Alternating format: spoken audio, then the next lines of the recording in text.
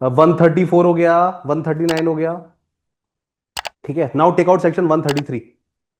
Section 130, देखो इसको चाहो ना सीक्वेंस में भी लगा सकते हो, 133 134 इस तरह से भी लगा सकते हो, मगर जो मैंने पढ़ा है वो इस तरह से पढ़ा है। तो आप अगर 133 134 सीक्वेंस पे लगाना चाहते हो बेस्ट है, वो भी कर सकते हो आप। देखो अब क्या हो रहा है, 133, discharge of the surety by variance in the terms of the contract. 133, 133 को क्या बोलते हैं?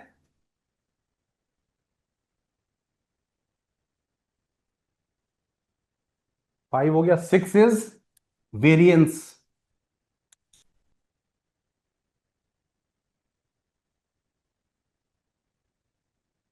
Variance in the terms of the contract, variance in the terms of the contract, section 133, any variance made without the sureties consent. इसको blocks में लो, made without the sureties consent.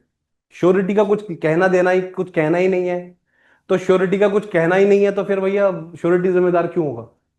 तो any variance made without the sureties consent in the terms of the contract between the principal debtor and creditor. तो गलती किसकी है? वही है पीडी और सीआर की। प्रिंसिपल डेटर और क्रेडिटर ने आपस में कुछ तय कर लिया, श्योरिटी को बताया नहीं, श्योरिटी ने कहा मैं जिम्मेदार नहीं हूं, कह सकते हो, ये भी कह सकते हो। Another way of looking at things. So discharge the surety as to the transaction subsequent to the variance. तो लास्ट लाइन को अंडरलाइन करो, subsequent to the variance, subsequent to the variance. तो क्वेश्चन तुमसे यहां से पूछा जाएगा, जब तक कॉन्ट्रैक्ट हुआ है, देखो जो contract of surety, contract of guarantee जो है वो 1 जनवरी को हुआ है, ठीक है। उसके बाद जो ट्रांजैक्शन हुए हैं वो 20 तारीख को हुए हैं, 21 को हुआ है, 22 को हुआ है, 23 को हुआ है। उसके बाद जो वेरिएंस आया है, वेरिएंस आया है, वो आया है 2 फेब को, 3 फेब को, 4 फेब को, 5 फेब को, 6 फेब को कुछ ट्रांजैक्शंस हुए हैं। ये क्या है? ये वेरिएंस है, made by creditor and principal debtor without consent. With को ऐसे लिख सकते हो शॉर्ट फॉर्म में, एग्जाम में मत लिखना, विदाउट कंसेंट ऑफ श्योरिटी। सो 3 4 5 6 7 तो फरवरी के लिए वो जिम्मेदार नहीं है, ये मतलब है, मगर इसके लिए वो जिम्मेदार है। ये तो लिखा है 33 में। कॉन्ट्रैक्ट ऑफ गारंटी यहां पे हुआ, contract of guarantee, contract of guarantee हुआ, कॉन्ट्रैक्ट ऑफ गारंटी चल रहा है, इसके लिए वो जिम्मेदार है। मगर यहां पे वेरिएंस हो गया 2 फरवरी को। वेरिएंस मतलब जो कॉन्ट्रैक्ट के जो टर्म्स है ना, उसमें कुछ फेरबदल कर दिया, ठीक है। सो किसने किया? क्रेडिटर ने और प्रिंसिपल डेटर ने। श्योरिटी की नॉलेज में नहीं था, तो असलान ने भी बोला ये पॉइंट कि तो वो श्योरिटी रह क्यों गया? फिर वो श्योरिटी रह ही नहीं गया। जब कोई व्यक्ति मुझे बचाने के लिए खड़ा है और मैं उसी को बेवकूफ बना रहा हूं खड़े होके, ठीक है। तो 133 हो गया हमारा, 134 हो गया, ठीक है। 133 हो गया, 134 हो गया, 135 निकालो, सेक्शन 135। सेक्शन 135, सेक्शन 135 का नाम है कॉम्प्रोमाइजिंग और compounding done by the creditor. Compromising, compromise, compromise और compounding done by the creditor, ये कहां पे? 135 में, ठीक है। अपने आप से आप सीक्वेंस भी लगा सकते हो, मगर देखो कंसेप्चुअल अगर रखोगे ना, वो वाला 133 की इलस्ट्रेशन याद है? डेट जो मैंने लिखी थी अभी, वो याद है? देखो डेट्स पे ही क्वेश्चन बनते हैं, ये क्वेश्चन बनते हैं, अक्सर क्वेश्चन बनते हैं। ये इसका एप्लीकेशन वाला पार्ट है, जो जो कॉन्ट्रैक्ट 1 है ना, उसका एप्लीकेशन वाला पार्ट है। तो प्लीज डू नॉट थिंक कि हम, मुझे वो कंसेप्ट तो आता ही नहीं है। वो कंसेप्ट अभी नहीं पढ़ना है, मैं जो अभी आपको इंट्रोड्यूस कर रहा हूं ना, जो अभी इंट्रोड्यूस कर रहा हूं उसी से काम चलाओ आप। अभी डिटेल में जाना ही नहीं है, अभी आपको सिर्फ जरा सा अकॉर्डिंग सेटिस्फैक्शन समझ में आया? समझ में आया ना, कि जो कंसिडरेशन था उसकी जगह मुझे कोई और कंसिडरेशन दे दिया, बस इतना ही जरूरी है अभी हमारे लिए। ठीक है, देखो अब क्या हो रहा है, 135 पढ़ेंगे। A contract between the creditor and the principal debtor by which the creditor makes a composition. Composition को ड्राइंग करिए। कॉम्पोजिशन, कॉम्पोजिशन, कॉम्पोजिशन भी क्या होता है, एक तरह से कॉम्प्रोमाइज होता है, कॉम्प्रोमाइज, है ना, कॉम्प्रोमाइज। कॉम्प्रोमाइज, कॉम्प्रोमाइज को आप लिखो नीचे रेसिडुआ में, एक बहुत अच्छा वर्ड है यील्ड, वाई आई ई एल डी, यील्ड। अरे उसमें लिखो यील्ड। यील्ड मतलब समर्पण, यील्ड करना। ठीक है, so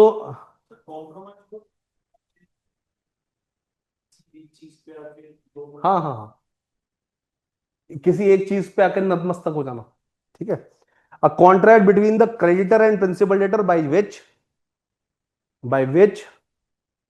the creditor makes a composition with or promises to give time not to sue the principal debtor, discharge the surety unless the surety is assent to such contract। ठीक है, तो section 135 क्या कह रहा है, 135 में, 135 में हो क्या रहा है, सेक्शन 135 में क्या हो रहा है, who is acting, creditor is acting, in whose interest, principal debtor. Principal debtor को क्या कर रहा है, डिस्चार्ज कर रहा है,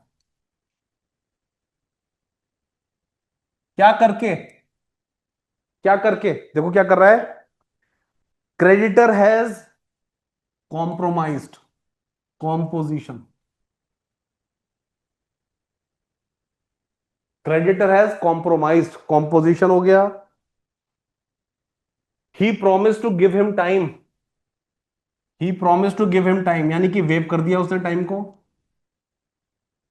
ही has promise to give the time. मगर क्या हो रहा है, कंसेंट से ही तो हो रहा है, म्यूचुअल कंसेंट से हो रहा है दोनों के बीच में।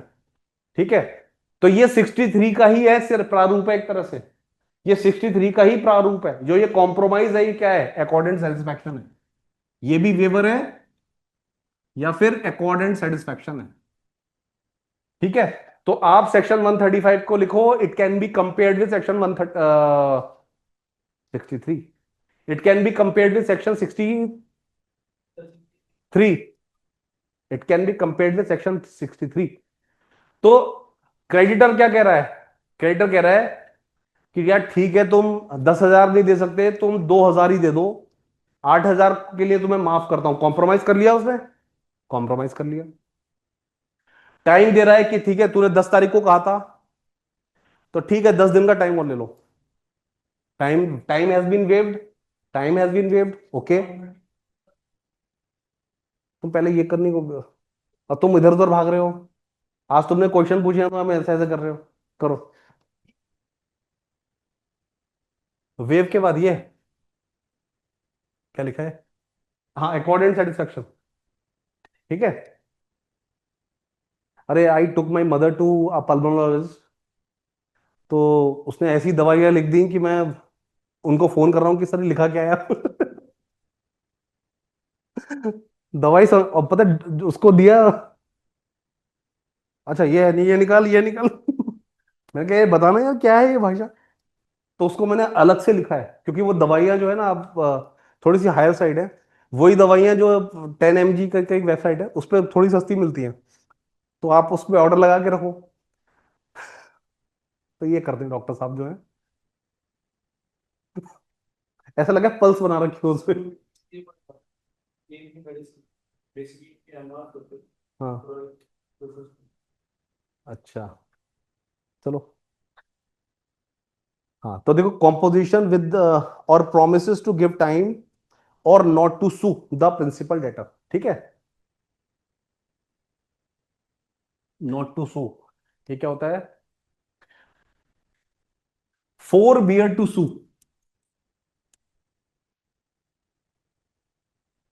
किसको, forbear to sue the principal debtor. ठीक है, तो ऐसे में क्या हो रहा है, प्रिंसिपल डेटर इज डिस्चार्ज।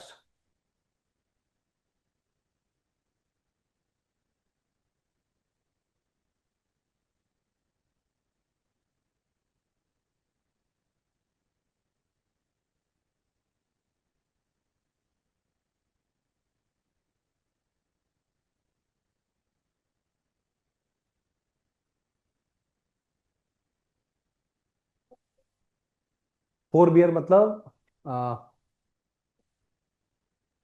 सू करने से मना। अच्छा वर्ड है फोर बियर टू सू। एक मिनट देख लेता हूँ। Contract between the creditor and principal bye the creditor make the composition with और promises to give time to or not to sue the principal debtor, discharges the surety unless the surety assents to such contract। ठीक है। Okay. तो इस हरकत से क्या हो रहा है? Who is getting discharge? Principal debtor is discharge. और अगर ऐसा होता है प्रिंसिपल डेटर डिस्चार्ज हो गया तो श्योरिटी भी ऑल्सो डिस्चार्ज। ठीक है। Please tell me what is the exception of section 135। ये तो रूल हो गया। ये this is the rule of section 135। Exception क्या है सेक्शन 135 का?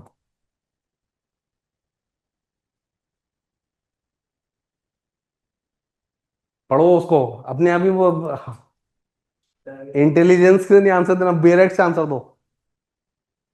एक महाशय थे क्लास में हो गया sir according to me section लिख के आंसर दो।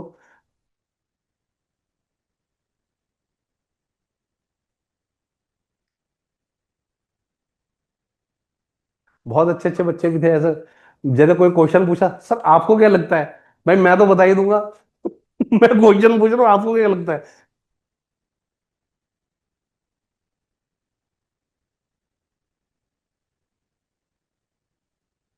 नाम भूल गया उसका, क्या नाम था? शायद गौरव बंसल।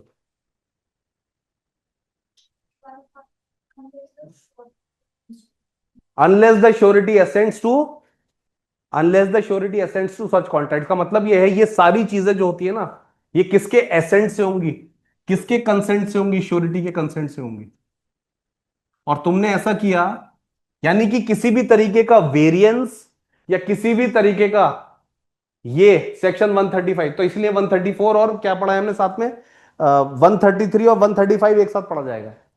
133 और 135 एक साथ पढ़ा जाएगा। 133 में क्या हो रहा है? किसी कॉन्ट्रैक्ट की टर्म में तुमने वेरिएंस लेके आ गए हो without the information given to the surety. और यहां पे क्या हो रहा है? तुम किसी तरीके का कॉम्प्रोमाइज तुमने कर लिया, श्योरिटी को बताया नहीं है। अंजुम ध्यान दो सर। दूसरा, तुमने किसी तरीके का वेवर दे दिया, श्योरिटी को पता नहीं है। या तो तुमने प्रिंसिपल डेटर को एक वादा कर दिया कि यार तेरे को मैं सू नहीं करूंगा। तो ये तीनों चीजें अगर श्योरिटी की नॉलेज के बिना हो रही है या श्योरिटी की कंसेंट के बिना हो रही है तो श्योरिटी स्टैंड्स डिस्चार्ज। ठीक है। ये लिख लो, आप लोग बना लो ये जैसा भी है। तो हमारे कितने हो गए? सेक्शन 133 हो गया, 134 हो गया, 135 हो गया, 139 हो गया एंड 141 भी हो गया। तो ऑर्डर में लिखो, ऑर्डर में लिख लो आप लोग। एक छोटा सा टॉपिक बना लो, discharge of the liability of surety. ये सारे सेक्शंस मैंने अच्छी तरह से पढ़ाए हैं, ठीक है। तो टॉपिक में कैसे लिखोगे, ये कल की, ये नेक्स्ट क्लास का होमवर्क भी है। Discharge of the liability of surety, discharge of the liability of the surety.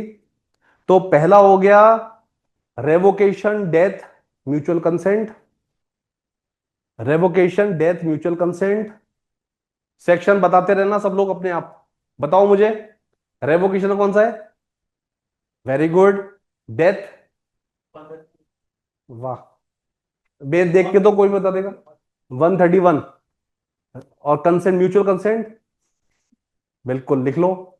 So revocation death mutual consent, revocation death mutual consent, revocation death mutual consent. Very good.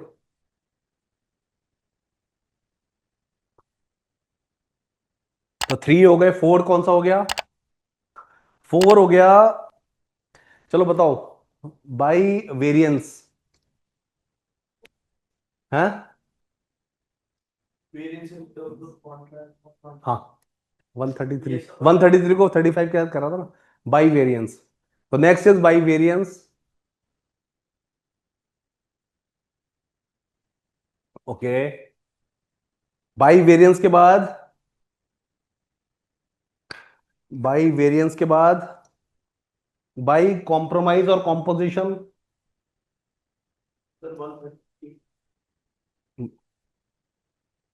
Variance और composition 33 को किसके साथ पढ़ते हैं? 135, 135 variance and composition को 35 के साथ पढ़ते हैं। 135। ठीक है। Release of principal debtor, principal debtor को रिलीज कर रहा है क्रेडिटर।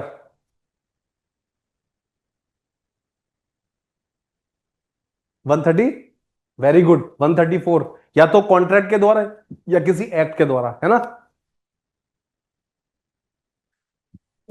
श्योरिटी को पता है? श्योरिटी को नहीं पता है। ठीक है। नहीं, 134 में पता है। 134 में पता है, 135 और 133 में नहीं पता है। ठीक है, ये अपनी बेयर एक्ट में लिख लेना, चाहो तो हिंदी में लिख लेना, याद रहेगा कि 133 और 135 में तो उसको नहीं पता है श्योरिटी साहब को, मगर 134 में पता है।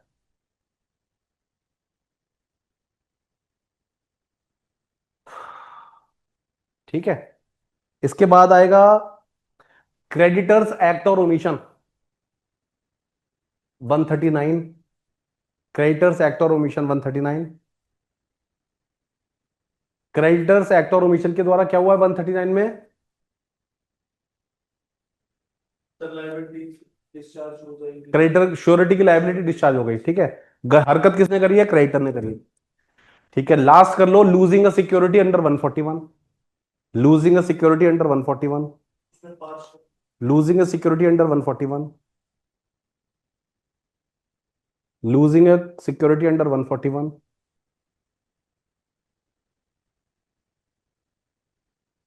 ठीक है। अब लास्ट पॉइंट और लिख लो, ये तुमको एक एक्स्ट्रा मार्क देगा, by invalidation of the contract. इसका यहां पे जिक्र नहीं है। इनवैलिडेशन ऑफ द कॉन्ट्रैक्ट, अगर कॉन्ट्रैक्ट इनवैलिड हो गया, इनवैलिडेशन ऑफ द कॉन्ट्रैक्ट, जैसे कॉन्ट्रैक्ट बिकम्स वॉइड, उस सिनेरियो में इनवैलिडेशन ऑफ द कॉन्ट्रैक्ट, कि आज कॉन्ट्रैक्ट है मगर वो क्या हुआ, सब्जेक्ट मैटर इंपॉसिबल हो गया, इंपॉसिबिलिटी आ गई, तो इनवैलिडेशन ऑफ द कॉन्ट्रैक्ट हो गया, तो ऐसे भी डिस्चार्ज हो गया श्योरिटी।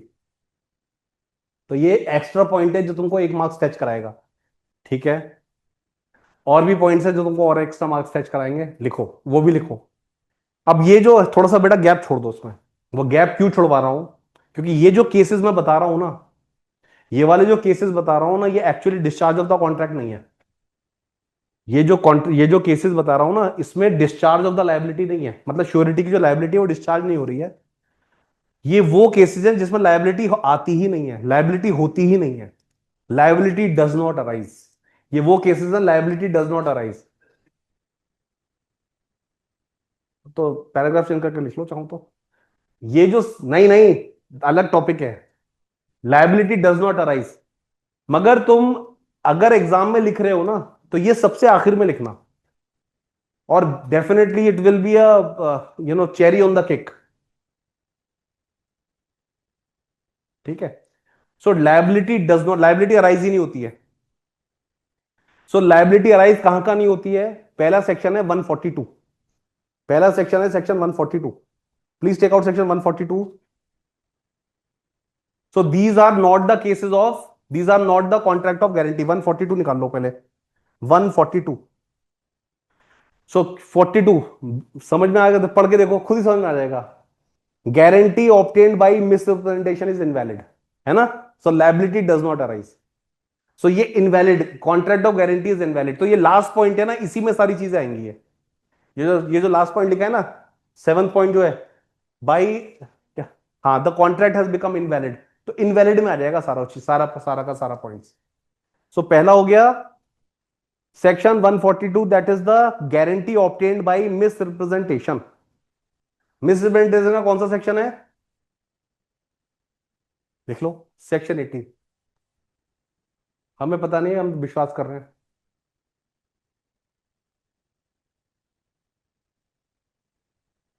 फ्रॉड, दोनों एक दूसरे को फेस करते हैं, है ना। सर्टेन स्पीशीज ऑफ फ्रॉड कौन सा है?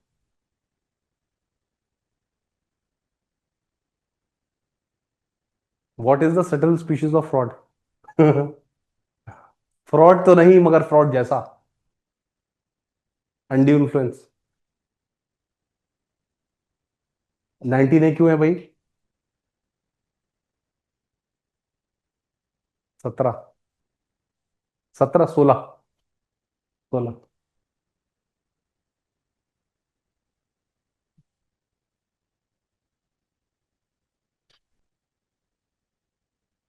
ठीक है, 142 में मिसप्रेजेंटेशन हो गया। Any guarantee which has been obtained by means of misrep made by the creditor और विद हिज नॉलेज और assent concerning a material part of the transaction is called as is invalid. ठीक है, section 142 हो गया। 143, यहां पे भी liability arise नहीं होती 143 में। Guarantee obtained by concealment, concealment, a guarantee which the creditor has obtained by means of keeping silence as to the material circumstances invalid. तो 142 143 liability does not arise. 144, guarantee on the contract that creditor shall not act on it until co-surety joins.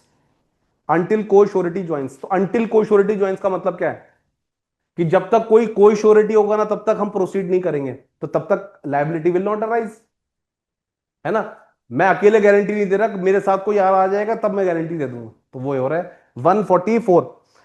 Where a person gives a guarantee upon a contract that creditor shall not act upon it until another person has joined on it as co-surety, the guarantee is not valid if that other person does not join। ठीक है, तो 144, can you compare 144 with section 31 of Indian contract act, contingent contract.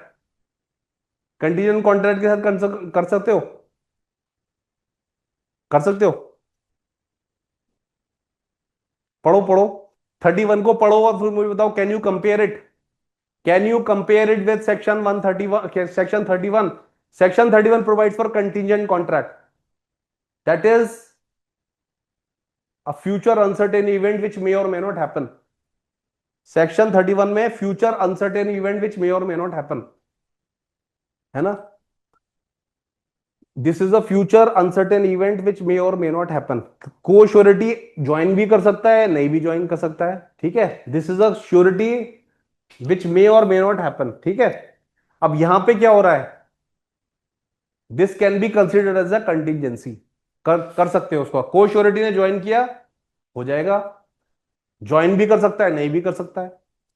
So contingency is joining और non joining of a, this can be compared with section 31, this can be compared with section 31। ठीक है, ये तीन scenarios हो गए। इसके साथ साथ एक सिनेरियो और लिखो, वो है section 25 of Indian contract act. Section 25 क्या बोलता है, agreement without consideration is void, है ना। इसका मतलब यह है कि अगर क्रेडिटर ने अपना पार्ट का कंसिडरेशन दिया ही नहीं है तो कॉन्ट्रैक्ट कभी होगा ही नहीं, तो एग्रीमेंट ही वॉइड है, वॉइड होगा तो फिर, तो फिर से बता रहा हूं, सेक्शन 25 ऑफ इंडियन कॉन्ट्रैक्ट कहता है कि agreement without consideration is void. तो श्योरिटी ने क्या दिया, श्योरिटी ने तुमको वचन दिया, श्योरिटी ने तुमको प्रॉमिस किया कि I will save you from the losses, I will save you from the losses, I will ensure that you get paid, and if you do not get paid I will pay you. यही तो बोला उसने। Okay, now you also have to do certain things. Creditor से उसने बोला तुझे भी कुछ करना है, जैसे मेकिंग मेकिंग द कैश की बात है, तुम बेटा वो सॉरी तुम ये कर लेना। अब उसने अपनी तरफ का प्रॉमिस दिया ही नहीं है, या उसने जो अपना प्रॉमिस है उसका जो कंसिडरेशन है वो है ही नहीं, कुछ कंसिडरेशन उसने दिया ही नहीं है। अगर उसने कोई कंसिडरेशन दिया नहीं है तो how can this be a contract. So agreement without consideration is void. तो सेक्शन 25, तो लास्ट पॉइंट है सेक्शन 25, उससे भी लाइबिलिटी विल नॉट अराइज। जब कॉन्ट्रैक्ट ही नहीं बनेगा तो लाइबिलिटी कैसे अराइज होगी। तो if the consideration is missing, देखो, if there is no consideration in the contract of guarantee, if there is no consideration in the contract of guarantee, liability will not arise।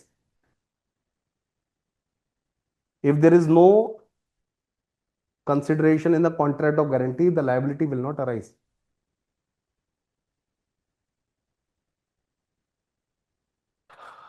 God।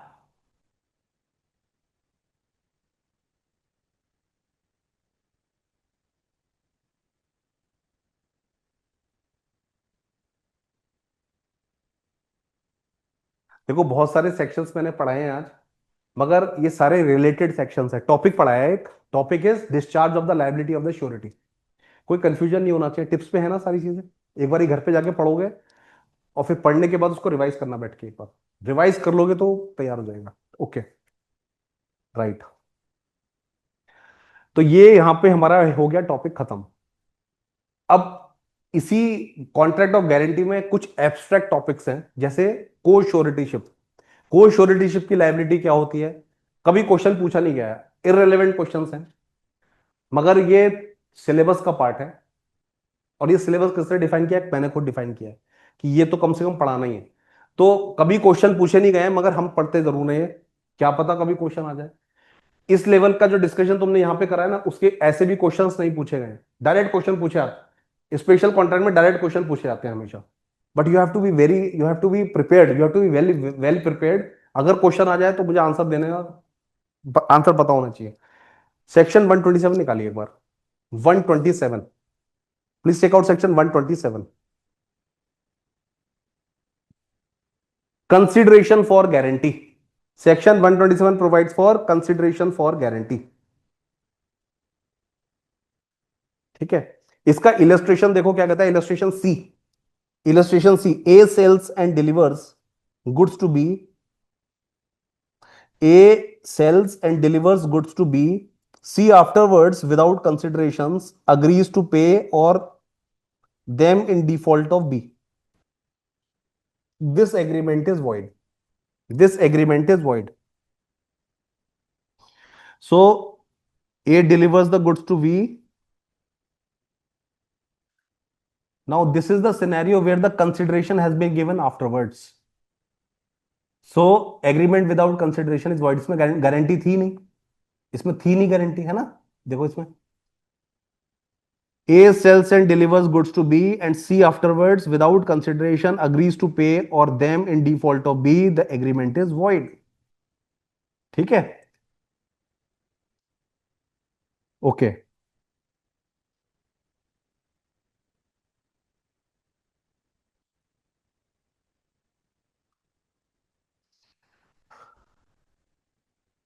ऐसा करो, उसको छोड़ दो, यही छोड़ दो।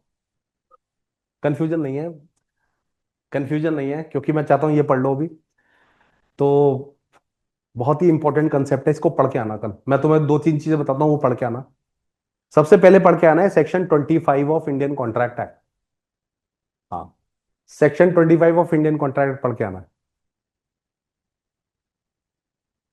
ठीक है, सेक्शन 25 के साथ साथ, बेटा इसे वहां को लिख रहे हो तो कहीं लिखो, कहीं और लिखो, ये तो डिक्टेशन का पार्ट है ना अपने। सेक्शन 25 ऑफ इंडियन कॉन्ट्रैक्ट पढ़ना है, सेक्शन 2D पढ़ना है, सेक्शन 2D पढ़ना है। ठीक है, क्या पढ़ के आना है बताता हूं। अंजुम तुम साइनी को समझाओगी ये। Consideration without request, with request का मतलब क्या है वो बताना। मैं बता अभी अभी बताता हूं, अभी बता देता हूं, so that you come prepared tomorrow. ठीक है,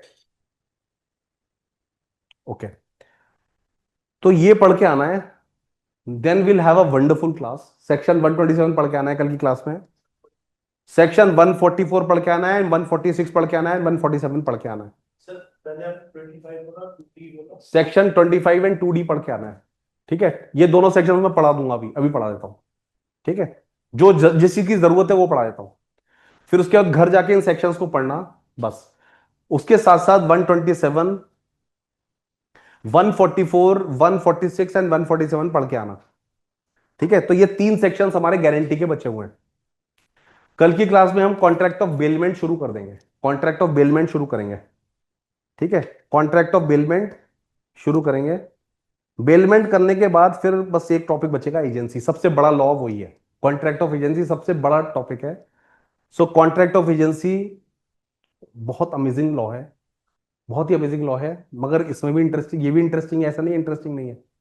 देखो समझो, कल की क्लास के लिए हमें क्या पढ़ के आना है। कंसिडरेशन समझिए क्या होता है। कंसिडरेशन, कंसिडरेशन के बारे में समझो। कंसिडरेशन कॉन्ट्रैक्ट में जरूरी है, एग्रीमेंट में जरूरी नहीं है। ठीक है, कंसिडरेशन कॉन्ट्रैक्ट में जरूरी है, एग्रीमेंट में जरूरी नहीं है। अगर कंसिडरेशन कॉन्ट्रैक्ट में ना हो तो कॉन्ट्रैक्ट क्या होगा? It will be an agreement which is void. It is an agreement which is void, तो वो कभी कॉन्ट्रैक्ट बनेगा ही नहीं। So agreement without consideration is void.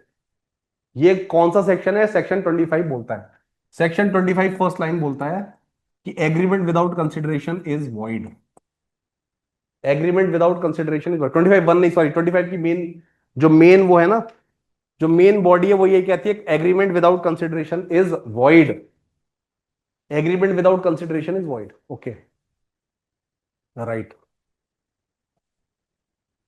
तो ये क्या हो गया? ये तो रूल हो गया ना, ये तो रूल हो गया।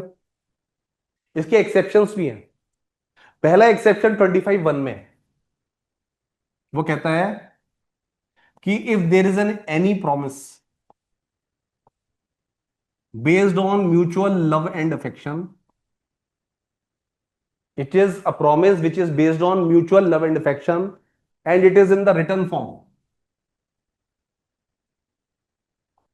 तो ऐसे में this promise is enforceable by law. Is it a consideration? No, it is not a consideration, but this promise is enforceable because of statutory exception.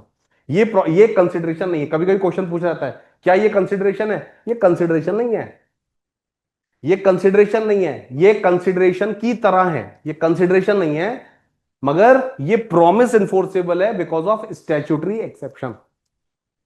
इसी तरीके का सेक्शन 25 का 2 है। वो कहता है past voluntary service, past voluntary service. तो past voluntary service जो है ना, it is not a consideration.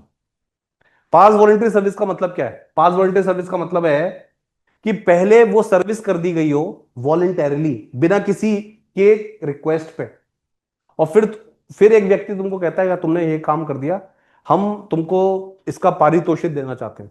जैसे एक था मिस्टर ए, वो डूब रहा था पानी में, वो पानी में डूब रहा था, तो बी जो होता है ना वो उसको बचा लेता है।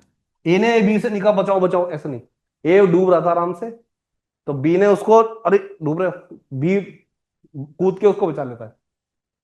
तो ये कहता है यार बड़ा अच्छा लग रहा है बच के, तो हम तुमको हम तुमको पैसे देंगे इसके, अपनी जीवन की कीमत तुमको देंगे हम। तो बी कहता है बहुत बढ़िया सर। अब ए कहता है यार मैं तो मजाक कर रहा था। तो बी कहता है अभी बताते हैं तुमको। तो यहां पे वो इन्फोर्स करवा लेगा, दिस इज ऑल्सो इन्फोर्सेबल। ठीक है। तीसरा होता है, तो ये क्या गुड कंसिडरेशन है? ये भी गुड कंसिडरेशन नहीं है, पास्ट वॉलेंटरी सर्विस। क्यों? क्योंकि ये कहा जाता है कि पहले ऑफर आएगा फिर उसके बाद कंसिडरेशन आएगा, पहले प्रॉमिस आएगा फिर कंसिडरेशन आएगा। मगर यहां पे पहले कंसिडरेशन आ गया, पास्ट में कंसिडरेशन आ गया, और फिर अब तुम प्रॉमिस कर रहे हो, तो सीक्वेंस बिगड़ जा रही है। तो ऐसी चीज अलाउड नहीं है, ऐसी चीज अलाउड नहीं है। ठीक है। थर्ड, तीसरा एक्सेप्शन जो 25 में मिलता है वो है TBD, time barred date. Time barred date का मतलब है, जैसे ए, जैसे ए है और बी है, तो ए कौन है पता है? A is the creditor and B is the debtor. तो जो ए है वो अपनी जो डेट है वो सूट के माध्यम से विड्रॉ कर सकता था, सूट सूट के माध्यम से। A would have filed a suit for recovery of money and the time is 3 years। 3 साल के अंदर वो सूट लेके आ सकता था, मगर ए ने क्या किया, 3 साल तक वो सूट लेके ही नहीं आया। तो क्या वो 3 साल के बाद सूट फाइल कर सकता है? नहीं कर सकता। तो ये जो डेट है क्या हो गई? टाइम बार्ड हो गई है, ये टाइम बार्ड हो गई है डेट। मगर बी अगर सामने से ए को कहता है कि सर आपकी डेट तो टाइम बार्ड हो गई है, मगर मैं अच्छा इंसान हूं, मैं आपको पैसा देना चाहता हूं, तो क्योंकि उसने ऐसा कह दिया रिटन फॉर्म में, तो now it is enforceable under section 25 का 3। तो टाइम बार्ड डेट को व्यक्ति प्रॉमिस करता है पे करने के लिए। तो ये 3 एक्सेप्शन है इसके, ये 3 एक्सेप्शन हैं, कंसिडरेशन और ये। ठीक है, ये समझ में आया है ना? अब इसको थोड़ा सा आगे बढ़ते हैं, इसको 2D से कंपेयर करते हैं एक बार, इस वाले को, सेकंड वाले को। तो 25 2 में क्या हो रहा है? 25 2 में पास्ट वॉलेंटरी सर्विस हो रहा है। वॉलेंटरी का मतलब है बिना किसी की रिक्वेस्ट पे, बिना किसी की रिक्वेस्ट पे। ये डिगलॉट है क्या? हाँ, बहुत बढ़िया। हमेशा डिगलॉट से पढ़ना चाहिए, हिंदी और इंग्लिश ट्रांसलेशन में दोनों, हिंदी इंग्लिश दोनों पढ़ा करो। हाँ हाँ, क्योंकि ट्रांसलेट जो एग्जाम में ट्रांसलेशन होगा ना, उसमें बड़ी मदद मिलेगी। ठीक है। So past voluntary service. Two D क्या कहता है? टू डी कहता है कि जो कंसिडरेशन है ना, वो पास्ट में, प्रेजेंट में और फ्यूचर में दिया जाता है, दिया जा सकता है। पास्ट प्रेजेंट कंसिडरेशन का एग्जांपल क्या है? Executed contract. ए ने बी को 10,000 रुपए दिए और बी ने क्या दिया? कार दे दी। ए ने 10,000 रुपए दिए, बी ने कार दे दी। सो ये क्या हो गया? Past voluntary service. एक हाथ दे एक हाथ ले, पास्ट, बहुत सारी प्रेजेंट हो गया, प्रेजेंट। तो ऐसे कॉन्ट्रैक्ट को कहते हैं executed. Both the promises are executed at the same time, एक साथ। फ्यूचर में क्या होता है? ए ने भी प्रॉमिस दे दिया और बी ने भी प्रॉमिस दे दिया। तो ऐसे कॉन्ट्रैक्ट को बोलते हैं एग्जीक्यूटरी। मगर कंसिडरेशन की एक खास बात है कि consideration is always given at the desire. Consideration is always given at the desire of the promisor. तो प्रोमिस जो कंसिडरेशन देता है ना, वो किसकी मंशा से देता है, किसकी इच्छा से देता है? प्रोमिसर की मंशा से देता है। तो यानी कि प्रोमिसर की क्या होती है? रिक्वेस्ट होती है उसमें। तो सेक्शन 25(2) में क्या है? रिक्वेस्ट नहीं है, वॉलेंटेरली दिया गया है। मगर टू डी में क्या है? टू डी में अगर पास कंसिडरेशन रिक्वेस्ट पे है, पास कंसिडरेशन रिक्वेस्ट पे है, तो वो इन्फोर्सेबल है। अब यहां पे क्या हो रहा है? पास्ट में पहले एक व्यक्ति डूब रहा था, है ना, डूब रहा था। तो वो कहता है बचाओ बचाओ, तो वो कूदता है, उसको बचाता है। तो this here the service has been rendered on request, तो उसको बचा लेता है ऑन रिक्वेस्ट। और फिर उसके बाद वो कहता है हम तुमको 10,000 रुपए देंगे। अगर वो ये कहता, वो डूब रहा था, मैं तुमको 10,000 रुपए दूंगा, बचाओ, तो ये प्रेजेंट हो जाता। मगर उसने क्या? बचाओ बचाओ, प्लीज बचा लो यार। तो वो कूदता है, वो बचा लेता है। फिर कहता है यार अच्छा किया तुमने बचा के, हम तुमको 10,000 रुपए देंगे। तो ये पास कंसिडरेशन है, पहले कंसिडरेशन दे दिया ऑन रिक्वेस्ट। तो this is enforceable as a consideration under section 2D। तो 2D का जो कंसिडरेशन है ना, पास कंसिडरेशन, वो रिक्वेस्ट होता है हमेशा। और 25(2) का जो कंसिडरेशन है, वो कंसिडरेशन है ही नहीं, because it is without consideration, without request. तो कभी भी कोई पास कंसिडरेशन है जो कि विदाउट रिक्वेस्ट है, एनफोर्सेबल वो इंडिया में है, but not as a consideration but as a statutory exception. ये मतलब है। तो कल की क्लास में ये रिवाइज करके आना है। ठीक है, तुम लोगों ने कुछ लिखा नहीं है, but what you can do is इसको पूरा वो कर लो, स्कैन कर लो, और स्कैन करने के बाद इसको रिवाइज करके आना, ताकि हम 127 अच्छी तरह से पढ़ सकें। ठीक है, so we are done for the day, will meet tomorrow. Tomorrow's class is a very important class, पर है the last class of guarantee, contract of guarantee. ठीक है, तो कल मैं पूरा contract of guarantee wind up कर दूंगा। ये एक क्वेश्चन लिख के लाना, एक होमवर्क भी दिया है मैंने आपको, discharge of the liability of the surety. ठीक है, साइनी आंसर राइटिंग के लिए अलग से नोटबुक बनानी है एक। ठीक है।